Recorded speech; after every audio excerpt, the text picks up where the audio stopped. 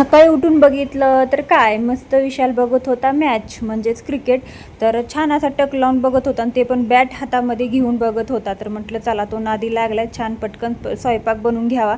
चपातीचं पीठ मळलं होतं, पण त्यानंतर मस्त अशी तांबट्याची चटणी बनवायची होती. तांबट्याची चटणी बनवायची पद्धत आणि रेसिपी तुम्हाला एखाद्या व्हिडिओमध्ये नक्की शेअर करेल, खूप छान बनते.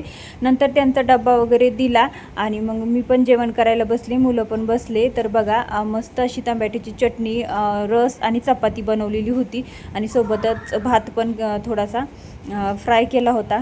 तर त्यानंतर मग मस्त अशी कोथिंबीर वगैरे निसून ठेवली. सकाळी छान ताज्या भाज्या मिळतात तर घेतल्या होत्या. आणि नंतर मग काही ब्लाऊज शिवले, आवरून ठेवलं.